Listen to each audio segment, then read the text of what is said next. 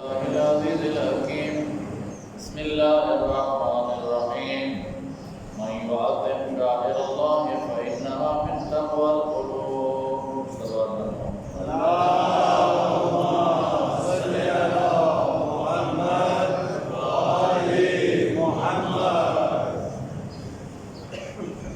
پروردگار عالم کا ارشاد ہے کہ جو لوگ اللہ کے شعائر کی تعظیم کرتے ہیں، ان کی عظمت کو درک کرتے ہیں، یقیناً یہ وہ لوگ ہیں کہ جن کے دلوں میں تقویٰ ایجاد ہوتا ہے، ان کے دلوں میں قوت ایجاد ہوتی ہے، ان کے اندر اللہ تعالیٰ ایک ایسی صلاحیت کو ایجاد کرتا ہے جس صلاحیت کے نتیجے میں ان کے لیے خدائی سفر آسان ہو جاتا ہے اور راستے کی مشکلات کو یہ بڑی قوت کے ساتھ اور بڑی طاقت کے ساتھ توانائی کے ساتھ جھیلتے ہوئے اپنی منزل کی طرف چلتے ہیں۔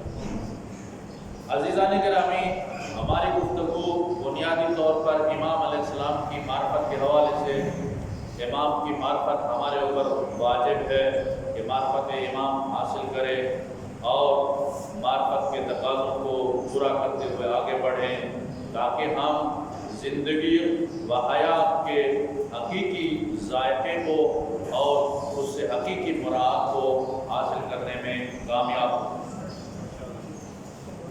جو تعارف قرآن مجید نے یا جو تعارف اہل بیت علیہ السلام نے اپنی دعاؤں میں کرایا ہے، وہی تعارف امام علیہ السلام کے حوالے سے حاصل کرنے کی ہم صحیح ہے۔ آج کیا تھا گزشتہ جمعے کو کہ امام کی معرفت کے دو طریقے یا کیفیتیں ہیں، ایک اکتسابی ہے اور ایک عطائی طریقہ ہوتا ہے۔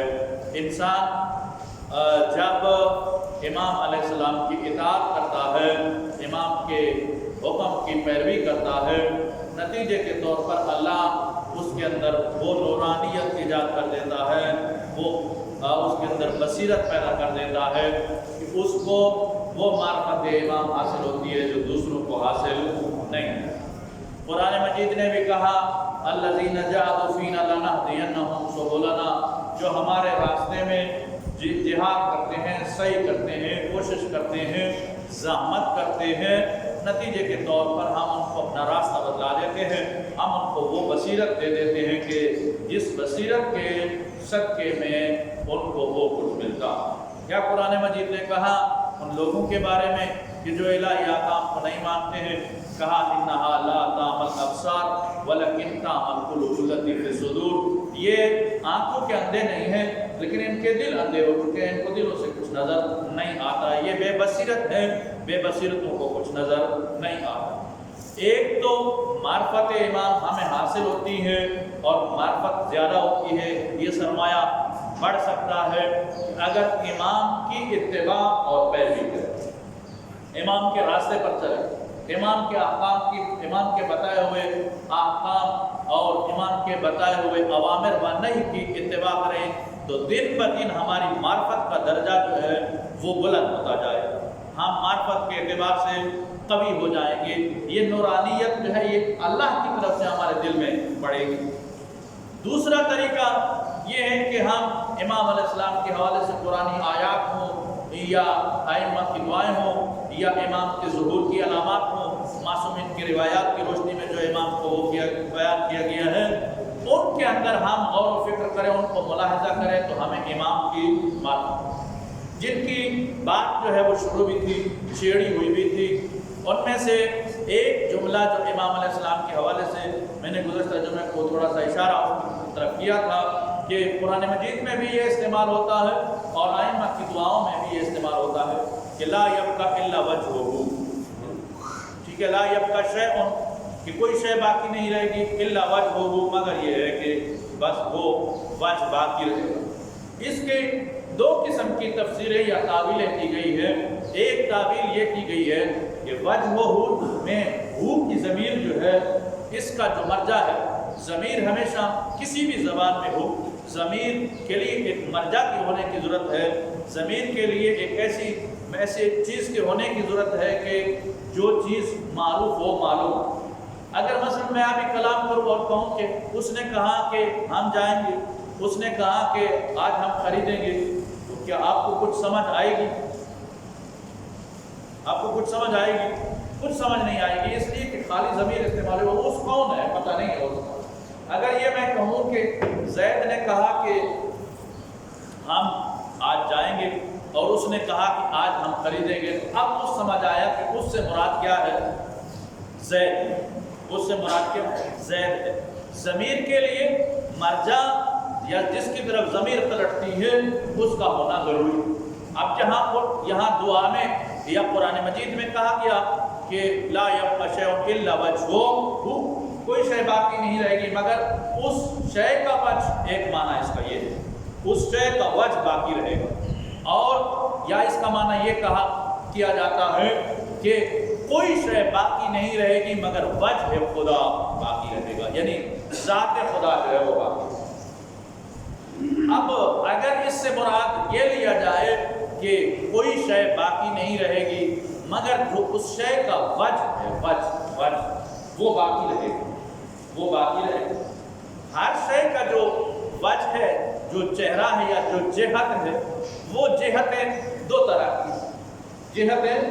طرح کی ایک مثلا فرض کرے ہماری جہت ہے وجود کی، موجود ہونے کی. انفرادی طور پر ہم موجود ہیں، انفرادی طور پر ہم کھاتے ہیں پیتے ہیں دنیا میں زندگی گزارتے ہیں، یہ ہماری جہت ہے.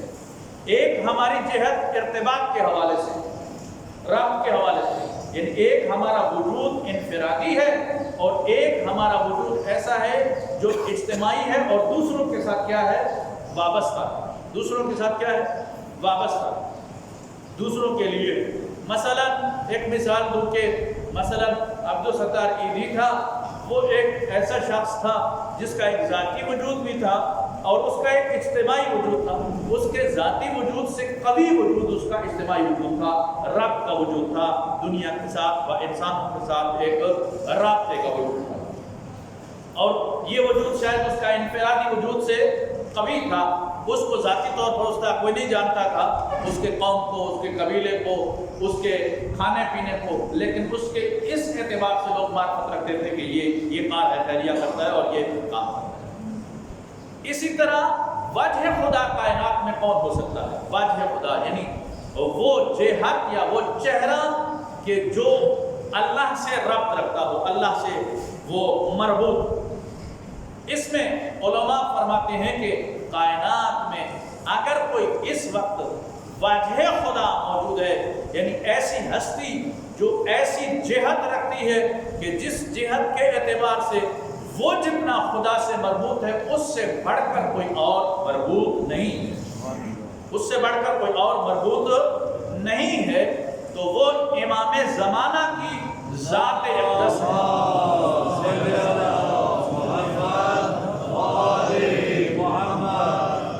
وہ امام علیہ السلام کی ذات ہے جو خدا سے مربوط ہے اور خدا سے ایسی مربوط ہے اس جیسا کوئی اور مربوط نہیں ہے.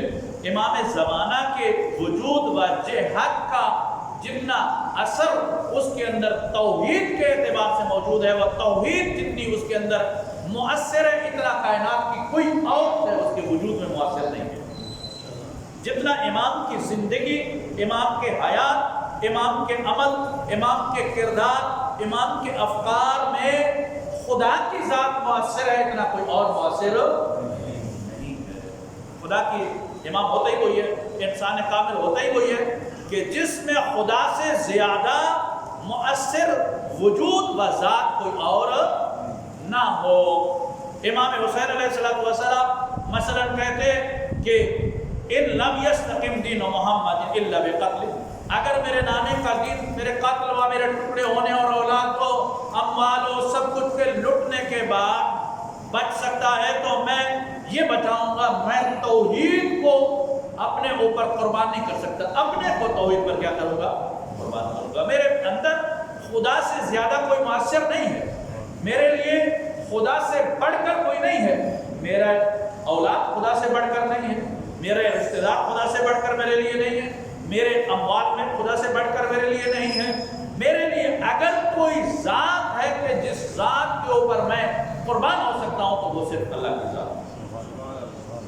اور اگر میں کسی ذات کو اپنے اوپر قربان نہیں کر سکتا ہوں تو وہ صرف اللہ کی ذات ہے. امام وہ ہوتا ہے کہ جو اپنے اندر مؤثر ترین وجود خدا کو رکھتا ہے، جو کہ امام کا رابطہ سب سے قوی خدا سے ہوتا ہے. امام سے بڑھ کر کائنات میں خدا سے کوئی اور مربوط نہیں ہوتا ہے، خدا سے کوئی اور رابط میں نہیں ہوتا. اس لیے اس کو کہا گیا ہے کہ وہ اسوہ بھی ہوتا ہے، نمونہ بھی ہوتا ہے، اس کی اتباع بھی کی جائے، پیروی بھی کی جائے، کیونکہ خدا سے اس سے بڑھ کر کوئی اور رابط میں نہیں. اس کی اطاعت کا بھی حکم دیا گیا، اس کی پیروی کا بھی حکم دیا گیا. اب چونکہ خدا ایسی ذات ہے جو لازوال ہے، جو کیا ہے؟ لازوال ہے، جس کے لیے زوال نہیں ہے، جس کے لیے انتہا نہیں ہے، جس کے لیے ختم ہونا نہیں ہے. جب امام خدا سے مربوط ہو جائے اور اپنے اندر خدا سے بڑھ کر کسی کو وہ مؤثر نہ گردانے، تو جب تک خدا باقی رہے گا امام یا معصوم بھی کیا رہے گا، اس کی بقا بھی. وہ ایسا فانی ہے جو حقیقت کے اعتبار سے کیا ہے؟ باقی ہے، اس کی بقا ہے، وہ باقی ہے. یہ اس جملے کی تشریح و تعویض کی. امام علیہ السلام کے حوالے سے دعائے ندبہ کے اندر ایک جملہ موجود ہے کہ امام علیہ السلام کے حوالے سے دعائے ندبہ میں معصوم فرماتے ہیں کہ امام وہ ذات ہے کہ جو ذات جو ہے شہروں کی تعمیر کرے گی اور بندوں کو وہ زندہ کرے گی. جو یہ بہل عارضہ کہ یہ تو قرآن مجید میں اللہ تعالیٰ جو ہے وہ اس کو زمین کو زندہ کرے گا. البتہ امام کے حوالے سے بھی یہ جملات جو ہے وہ موجود ہیں کہ اللہ تعالیٰ فرماتا ہے یہ بہل عارضہ، امام کے وجود کے توسط سے اللہ زمین کو کیا کرے گا؟ زندہ کرے گا، زمین کو خدا حیات دے گا. امام کو بھی کہا گیا کہ امام وہ ہستی ہے کہ وامر بہی بیلا وامر بلادہ کا، جو تیرے شہروں کو کیا کرے گا؟ آباد کرے گا، اور پھر تیرے بندوں کو جو ہے وہ زندہ کرے گا. امام کا کام کیا ہے؟ بندوں کو زندہ کرنا اور شہروں کا امام کے توسط سے کیا ہونا؟ آباد. امام علیہ السلام بندوں کو زندہ کریں گے. کیسے زندہ کریں گے؟ امام کے بندوں کو زندہ کرنے کا مفہوم کیا ہے، مطلب کیا ہے؟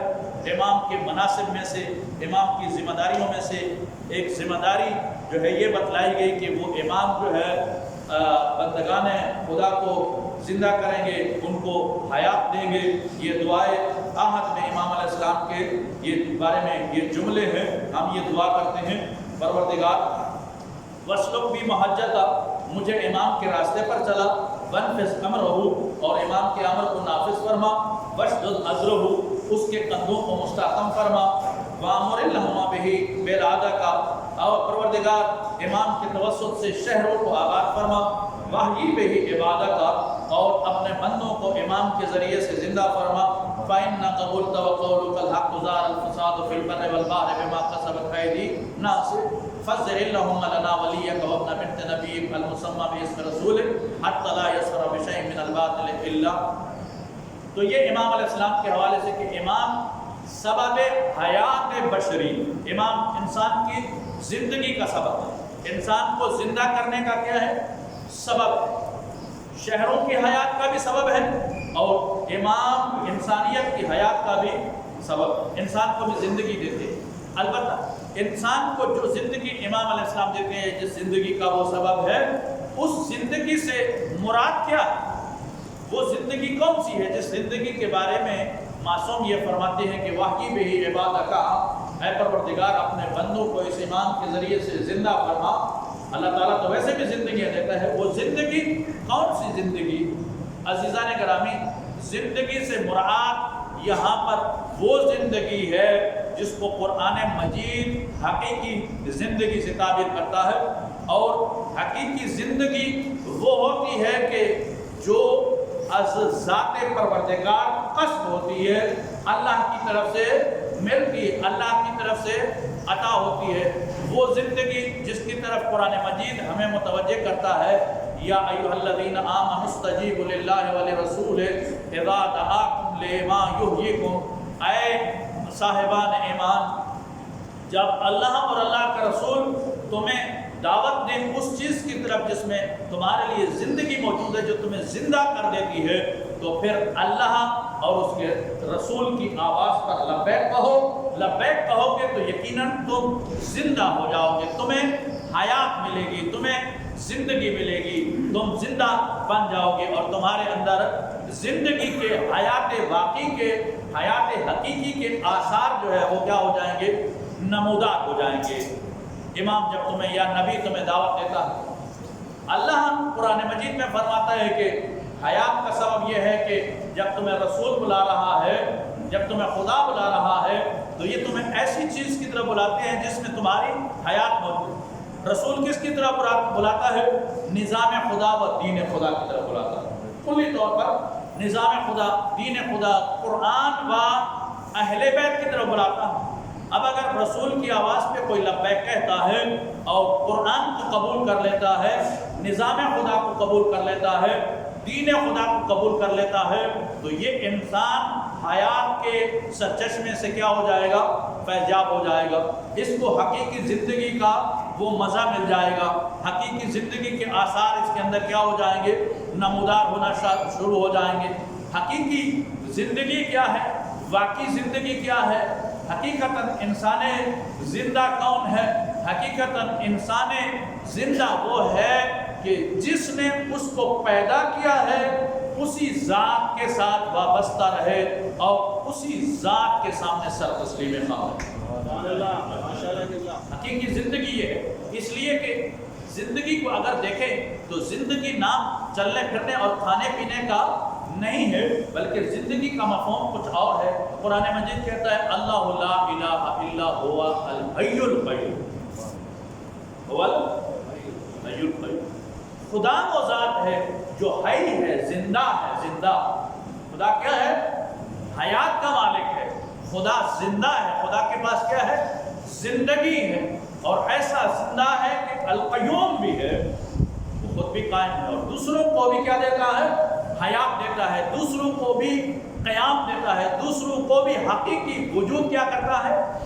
अदा करता है। इसका मतलब ये है कि ज़िंदगी का एक हकीकी तसव्वुर ये है कि जो तसव्वुर कुरान खुदा के बारे में पेश करता है, वही तसव्वुर ज़िंदगी का हकीकी इंसान के बारे में भी होना चाहिए। अगर हयात जो है खुदा वाली और हो और इंसान वाली और हो, तो फिर ये हयात का सही मफ़हूम व माना नहीं निकल सकता है। इसलिए कि खुदा उस हई को जिम्मेदार बनाता है जिसकी हयात खुदा से कस्ब शुदा है, जिसकी हयात क्या है? खुदा से कस्ब शुदा है। अल्लाह ताला ने उसको क्या दी है? ज़िंदगी दी है, और उसके अंदर ज़िंदगी का वो मफ़हूम मौजूद है, और ज़िंदगी का वो मफ़हूम मुजमल तौर पर जो अहले बैत अलैहिस्सलाम से हमें मिलता है वो ये है कि हकीकी जिंदा कौन होता है? हकीकी जिंदा वो होता है जिसमें इदराक हक़ाइक़ की सलाहियत मौजूद होती है, जो हक़ाइक़ को दर्क कर सकता है, हक़ाइक़ को समझ सकता है, जो हकीकतों की मार्फत क्या कर सकता है? हासिल कर सकता है, वो हकीकतन जिंदा होता है और उसके अंदर जिंदगी की रमक मौजूद होती है, जो हक़ाइक़ अशिया को दर्क करने की क्या रखता है? सलाहियत रखता है। इसलिए अल्लाह ताला ने अपनी मार्फत और अपने औलिया की मार्फत की जिम्मेदारी किस पर डाली है? इंसान पर डाली है, चूँकि इंसान उन हकीकतों को दर्क कर सकता है कि जिनको दर्क करना चाहिए था। अब अगर ये इंसान उन हक़ाइक़ को दर्क करे और सही करे, कोशिश करे, तो ये जिंदा होने की क्या है? दलील है। अगर ये उन हक़ाइक़ को दर्क न करे और सही न करे, इसके मुर्दा होने की क्या है? दलील है। इसके मुर्दा होने की क्या है? दलील है। सूरह मुबारक यासीन में खुदावंद मुताल फरमाता है सवाउन अलैहिम अअनज़रतहुम अम लम तुनज़िरहुम ला युमिनून। انما تنذر من اتبع الذکر وخشی الرحمن بالغیب فبشرہ بمغفرۃ واجر کریم انا نحن نحیی الموتى ونکتب ما قدموا وآثارهم. ہم ہی ہیں انا نحن نحیی الموتى، ہم ہی ہیں جو مردوں کو کیا کرتے ہیں؟ زندہ کرتے ہیں. انا نحن نحیی الموتى ونکتب ما قدموا وآثارهم، اور ہم لکھتے ہیں ان کے وہ جو انہوں نے مقدم کیے ہیں اور ان کے آثار.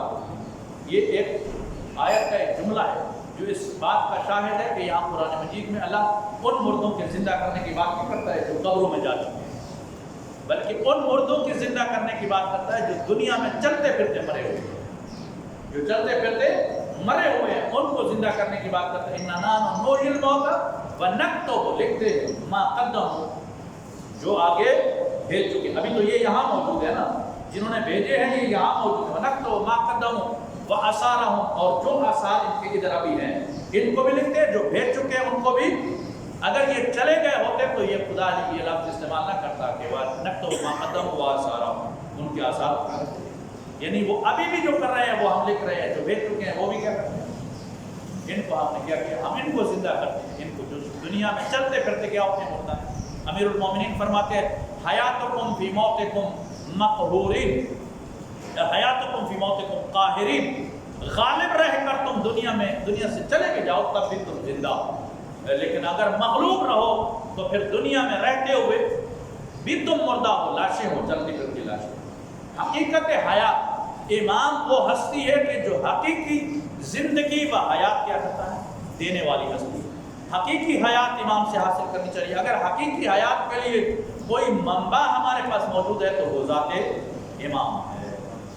امام حقیقی مانوی حیات دینے کا ذریعہ ہے. مادی حیات سے بڑھ کر امام حقیقی زندگی دینے کا کیا ہے، مرکز و محور ہے. بسم اللہ الرحمن الرحیم. واللہ احد اللہ الصمد لم یلد ولم یولد ولم یکن له کفوا احد.